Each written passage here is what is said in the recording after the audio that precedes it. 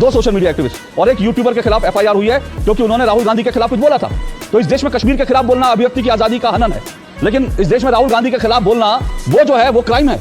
बहुत बुरी है कांग्रेस और लेफ्ट साहब, सब खराब है, सब एंटी नेशनल पार्टियां हैं। आप दूध के धुले भारतीय जनता पार्टी वाले, ये देश ही आपकी वजह से था। देश 2014 में ही आजाद हुआ था, उसके पहले तो था ही नहीं। क्योंकि अरुंधति रॉय बौद्धिक आतंकवादी है। अगर गोडसे का समर्थन करना बौद्धिक आतंकवाद है तो अरुंधति रॉय का समर्थन करना भी बौद्धिक आतंकवाद है, क्योंकि वो औरत जो आतंकवादियों के साथ बैठ करके भारत से टुकड़े टुकड़े करने की बात करती है वो बौद्धिक आतंकवादी है।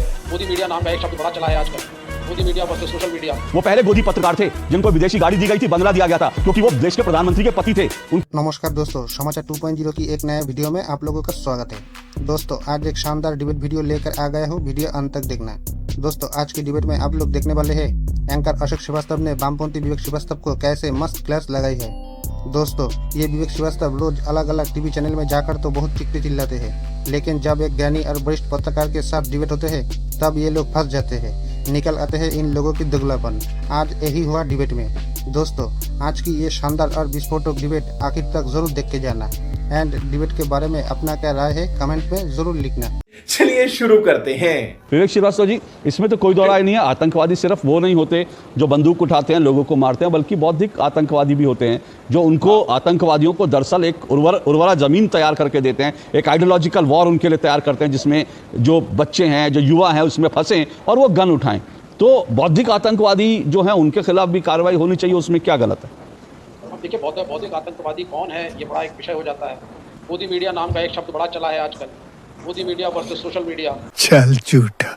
अब कौन आतंकवादी है, कौन नहीं है, कौन बिका हुआ है, कौन किससे पैसा लेता है, ये बड़े टॉपिक्स हैं अशोक जी, तो इसमें हम ना जाएं। बेसिक बात ये है कि जो लेखक हैं, जो पत्रकार हैं, आपके जैसे एडिटर्स हैं, आप लोगों को संरक्षण देना चाहिए जिससे आप जैसे पत्रकारों की आवाज खुल के उभरे।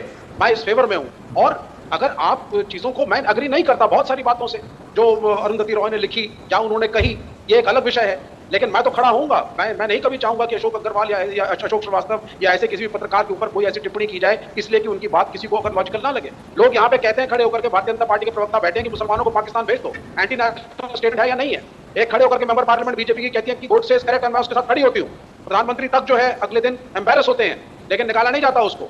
बिल्किस बानो आती हैं, उनका एक स्वागत किया जाता है फूलमाला के साथ, उनके जो रेपिस्ट थे उनको जब रिहा किया जाता है। तो क्या परिभाषा है देश प्रेम की, क्या परिभाषा है राष्ट्रवाद की, इसके ऊपर भी चिंतन करने की जरूरत है। मुझे नहीं लगता कि अरुंधति रॉय किसी पॉलिटिकल पार्टी के साथ जाकर के कैनवसिंग करती हैं, वोट मांगती हैं, या उनका कोई पॉलिटिकल एक अस्तित्व है।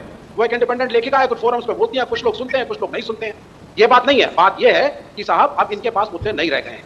राम मंदिर का मुद्दा ये नहीं भुना पाए, शंकराचार्य तक ने निंदा करी। जो देखा आपने अयोध्या में, चित्रकूट में, नासिक में, और ऐसे में 7 और तीर्थ पर जला सकता हूं जहां पे हिंदू समाज ने खड़े होकर के भाजपा को नकारा। डेवलपमेंट के पॉलिटिक्स से बात नहीं करेगा, नए मुद्दे उठाए जा रहे हैं। अगले साल दिल्ली का चुनाव है तो साहब कैसे एंट्री मारी जाए, तो एक नया मुद्दा उठाओ। ये सो रहे थे, अरे 2010 का मुद्दा था। बहुत बुरी है कांग्रेस और लेफ्ट साहब, सब खराब है, सब एंटी नेशनल पार्टियां हैं। आप दूध के धुले हैं भारतीय जनता पार्टी वाले, ये देश ही आपकी वजह से था।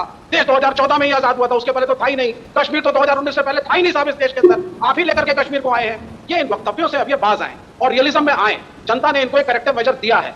ये सब करने से कुछ होने वाला नहीं है, और जो आप कर रहे हैं आप मॉरली गलत कर रहे हैं। मैं एग्री नहीं करता इस बात से अगर कोई भी कहेगा कि कश्मीर भारत का अंग नहीं, कश्मीर हमारे देश का अंग है। लेकिन एक लेखक को, एक पत्रकार को, एक राइटर को उसकी बात लिखने, कहने और सुनने का अवसर जरूर देना चाहिए। इससे कोई आतंकवादी नहीं बन जाता। राइट विंग और लेफ्ट विंग की आजकल चर्चा चल रही है, पूरा सोशल मीडिया, नेशनल मीडिया बटा हुआ है। हर पत्रकार का अपना एक राइट है कि वो किसी चीज को लेकर के उसके बारे में बोल सकता है, और मैं इस राइट का समर्थन करूं। ओके सर, मेरा एक दो सवाल है। धनंजय गिरी जी रुकिएगा, मैं आऊंगा। आपने अभी, क्योंकि आपने एक संदर्भ, मेरा वो विषय नहीं है, मैं उसमें ज़्यादा नहीं जाना चाहता, लेकिन अभी आपने कहा कि अशोक श्रीवास्तव भी कुछ बोलेंगे तो मैं उसको, और साथ साथ आपने गोदी मीडिया शब्द का इस्तेमाल भी किया। मैं ये कहता हूँ, क्या गोदी मीडिया शब्द का इस्तेमाल करना कुछ पत्रकारों के खिलाफ, कुछ पत्रकारों को टेलीविजन पर बैन कर देना, क्या यह अभिव्यक्ति की आजादी है? अभी आप, मतलब आप उनकी आजादी की बात कर रहे हैं जो लोग कहते हैं कि भारत जो है अपनी सेना का इस्तेमाल कर रहा है और पाकिस्तान बड़ा अच्छा देश है, पाकिस्तान नहीं कर रहा। जो ये कह रहे हैं भारतीय सेना बलात्कार कर रही है, उनके आप सपोर्ट में खड़े हैं, कह रहे हैं उनको अभिव्यक्ति की आजादी है। तो फिर मुझे लगता है, एक मिनट मेरी बात पूरी हो जाए, तो फिर मुझे लगता है किसी को गोदी मीडिया कहकर टैग करना और किसी को ये कह प्रतिबंधित कर देना, जो आप जिस गठबंधन में जुड़े रहे, इंडी गठबंधन, उस इंडी गठबंधन का एकमात्र सामूहिक फैसला पत्रकारों को प्रतिबंधित करना था, तब आपने क्यों नहीं आवाज उठाई कि भाई अभिव्यक्ति की आजादी होनी चाहिए इन पत्रकारों को भी? देखिए आप फ्री है एज अ पत्रकार। अगर आप चाहें, आप एक पर्टिकुलर पार्टी, एक विचारधारा, चाहे राइट विंग की हो या कोई और हो, एक पत्रकार के रूप में उसको समर्थन देना, उसके बारे में बोलना, ये आपका राइट है। इसके लिए कोई भी एक्शन, कोई भी केस, कोई भी क्रिमिनलाइजेशन, इसको मैं सही नहीं मानता। लेकिन एट द सेम टाइम ऐसे बहुत सारे प्लेटफॉर्म्स हैं अशोक जी, जहां अपोजिशन वालों को बोलने का खुला एयर टाइम नहीं दिया जाता। कम किया जाता है, फीडर तक बंद कर दिया जाता है, या उसका वॉल्यूम कम किया जाता है, बहुत कुछ हो रहा है। अरे झूठ बोल रहा है, ये झूठ बोल रहा है। तो इसको एक तरफा ना देखें आप। मैं ये मानता हूं दैट हर पत्रकार का, हर जर्नलिस्ट का राइट है कि वो अपनी पॉलिटिकल लाइन को ले, लेकिन at the same time he has to be fair कि ऑपोजिशन के व्यक्ति को प्रॉपर एयर टाइम मिले। विवेक जी, मैंने फिर आपसे पूछा कि आप लोग अभिव्यक्ति की आज़ादी के झंडा बरदार हैं, आप लोग लगातार जो है अरुंधति रॉय के लिए आवाज़ उठा रहे हैं। मैं आपसे फिर पूछ रहा हूँ, जब 14 पत्रकारों को प्रतिबंधित किया, आप मेरे कार्यक्रम में आते हैं, आपको पूरा बोलने का अवसर मिलता है, आपको कहीं भी ऐसा नहीं होता कि आपकी आवाज़ नीची कर दी जाती है। हो सकता है आपकी और मेरे वैचारिक हमारे झगड़े होते हैं, हम लोग तेज आवाज़ में एक दूसरे पर चिल्लाते हैं, लेकिन उसके बावजूद आपको अभिव्यक्ति करने की आज़ादी मिलती है। तो फिर क्या आप लोगों ने अभिव्यक्ति की आज़ादी के लिए इन 14 पत्रकारों के लिए आवाज़ उठाई थी? ये मेरा कोई निजी मामला नहीं, मैं सिर्फ अभिव्यक्ति की आज़ादी के कंसर्न में पूछ रहा हूँ। वो देखिए, सभी पार्टियों का अपना अपना एक विचार था, जिसको बैठ करके इंडिया गठबंधन ने एक फैसला लिया था। उसमें एक मेजर क्राइटेरिया ये भी था कि क्या सरकार से प्रश्न पत्रकार पूछ रहे हैं आज या नहीं पूछ रहे हैं। ये जो मैं आपको एक विचारशील तरीके से बता रहा हूँ, तो वो एक अलग इशू है देखिए। लेकिन कम से कम क्रिमिनलाइजिंग, पुटिंग केसेस पत्रकार के ऊपर, एक पत्रकार अडानी अंबानी या बड़े बिजनेसमैनों की तरह नहीं होता है। एक मिडिल क्लास के आदमी को केसों में फंसाना इसलिए कि उसने जो विचार व्यक्त किए हैं वो आपकी पॉलिटिकल पार्टी की विचारधारा से मैच नहीं खा रहे हैं, ये कहां तक फेयर है अशोक जी? सर, आपने अजीत भारती का नाम सुना है? जी, अभी आपको मालूम है अजीत भारती के खिलाफ एक FIR हुई, 2 स्टेट में FIR करने की तैयारी हो रही है। वो दोनों स्टेट कांग्रेस रूल हैं, और अजीत भारती पे FIR किस लिए हुई है, किसने करवाई है? क्या आप अजीत भारती के साथ खड़े हैं? उसको भी तो अभिव्यक्ति की आजादी है। मैंने अभी नहीं पढ़ा है कि केस किस लिए किया है, उसका एग्जैक्टली क्या है, परंतु मैं आपको बता देता हूं सर, मैं आपको बता देता हूं।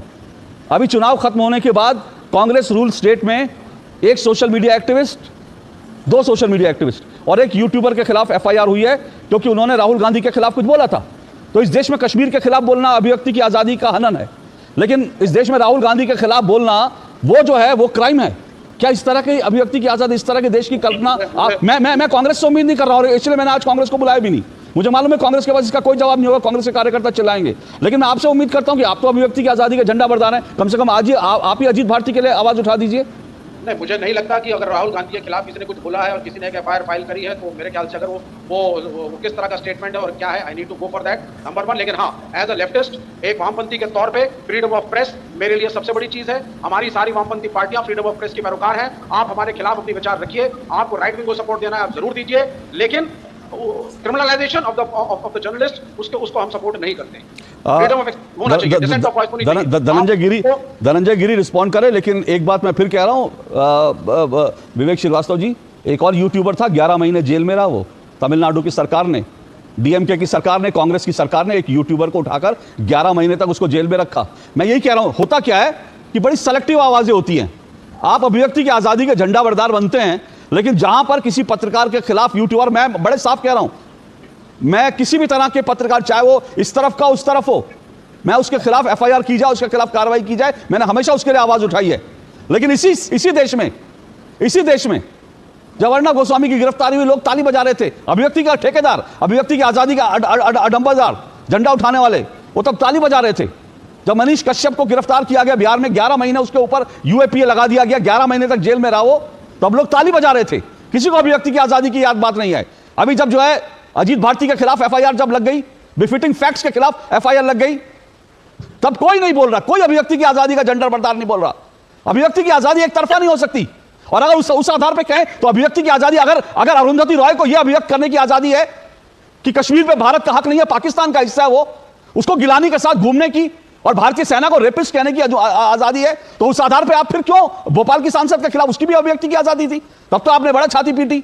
ये डबल स्टैंडर्ड है सर, ये डबल स्टैंडर्ड है। अभिव्यक्ति की आजादी, अगर अभिव्यक्ति की आजादी है, मेरी बात सुनिए, मैं ये मानता हूं गोडसे का समर्थन करना भी बौद्धिक आतंकवाद है, और मैं ये मानता हूं कि अरुंधति रॉय का समर्थन करना भी बौद्धिक आतंकवाद है, क्योंकि अरुंधति रॉय बौद्धिक आतंकवादी है। अगर गोडसे का समर्थन करना बौद्धिक आतंकवाद है, तो अरुंधति रॉय का समर्थन करना भी बौद्धिक आतंकवाद है, क्योंकि वो औरत जो आतंकवादियों के साथ बैठ करके भारत से टुकड़े टुकड़े करने की बात करती है, वो बौद्धिक आतंकवादी है। उसको कैसे आप, उसको अभिव्यक्ति की आजादी का शील्ड देंगे आप, लेकिन बाकी लोगों की अभिव्यक्ति की आजादी छीन लेंगे? ये डबल स्टैंडर्ड नहीं होना चाहिए सर। नहीं है अशोक जी, आप बात ठीक कर रहे हैं, मैं आपसे एग्री करता हूं, लेकिन जब सिलेक्टिव पत्रकार, चाहे यूट्यूबर हो चाहे नेशनल मीडिया पे बैठे हुए पत्रकार, जब वो एक पॉलिटिकल पार्टी की बैटिंग शुरू कर दें, सर आप तय नहीं करेंगे ना सर, माफ कीजिएगा विवेक जी आप तय नहीं करेंगे ना कि कांग्रेस के लिए बैटिंग करना ठीक है, बीजेपी के लिए बैटिंग करना खराब है, ये आप तय नहीं करेंगे ना सर कि अगर डीएमके सरकार के लिए हम काम कर रहे हैं तो ठीक है, लेकिन अगर उत्तराखंड सरकार के लिए काम कर रहे हैं तो गलत है। सर मेरी बात सुनिए, इस देश में सर मेरी बात सुनिए, इस देश में अगर अभी यूट्यूबर्स की जांच करा ली जाए तो आपको सब दूध का दूध पानी का पानी हो जाएगा कि कांग्रेस ने कितने यूट्यूबर हायर किए, बीजेपी ने कितने यूट्यूबर हायर किए। तो ये नहीं हो सकता कि एक पत्रकार दिन रात जो है कन्हैया कुमार के लिए बैटिंग करे, खड़गे के लिए बैटिंग करे, राहुल गांधी के लिए बैटिंग करे तो वो सही हो जाएगा, लेकिन कोई कह दे कि मोदी ने बड़ा अच्छा काम किया तो वो गलत हो जाएगा। ये डबल स्टैंडर्ड से निकलने की जरूरत है सर। नहीं, लेकिन इसकी शुरुआत रूलिंग पार्टी को सर फिर अब शुरुआत तो सर विवेक जी सुनिए, विवेक जी सुनिए, जो आप शुरुआत की बात कर रहे हैं ना, तो भारत में गोदी मीडिया की शुरुआत तो तभी हो गई थी जब इंदिरा जी के पति को पत्रकार के रूप में एक विदेशी गाड़ी रामनाथ गोयनका जी की कंपनी ने दी थी पत्रकार की नौकरी लगा के। वो पहले गोदी पत्रकार थे जिनको विदेशी गाड़ी दी गई थी, बंगला दिया गया था, क्योंकि वो देश के प्रधानमंत्री के पति थे। उनकी जर्नलिस्टिक करियर क्या था मैं नहीं जानता, लेकिन उनको नौकरी लगती है एक विदेशी गाड़ी। उस समय तो विदेशी गाड़ी सोचिए, वो आज की तारीख में मतलब यह है कि आप किसी को मर्सिडीज दे रहे हैं किसी पत्रकार को। मैंने आज भी नहीं सुना कि किसी पत्रकार को नौकरी लगती, मालिक मर्सिडीज दे देता है, लेकिन मर्सिडीज दे देना और उसको बंगला दे देना और हैंडसम सैलरी देना, तो गोदी पत्रकारिता तो वहीं से शुरू हो गई थी। तो ये मत कहिए, मैं इतिहास में सर, मैं विषय पर रहते हैं क्योंकि मैंने कहा बहुत सारी चीजें हैं, मैं अगर इस सब चीजों में जाऊंगा तो गोदी पत्रकारिता तब भी इस देश में होती थी जब पूरा का पूरा एक चैनल जो है प्रधानमंत्री कार्यालय में जाकर उसका उद्घाटन हो जाता था, राष्ट्रपति भवन में जाकर वो एक channel, private channel Rashtrapati Bhavan का सभागार में अपने कार्यक्रम करता था। तो गोदी मीडिया की शुरुआत तो तब हुई थी और उस वक्त यूपीए की सरकार थी। मजा आया, और मैं ये जो मजा है हिंदुस्तान के हर व्यक्ति को देना चाहता हूं। दोस्तों वीडियो अंत तक देख ली तो अच्छी लगी होगी। अगर अच्छी लगी तो वीडियो को एक लाइक एंड चैनल को सब्सक्राइब कर लेना। एंड वीडियो के बारे में अपना क्या राय है कमेंट में ज़रूर लिख के जाना। वीडियो अंत तक देखने के लिए आपको बहुत बहुत धन्यवाद। चलिए मिलते हैं अगली वीडियो में, तब तक के लिए जय हिंद, जय भारत, जय श्री राम।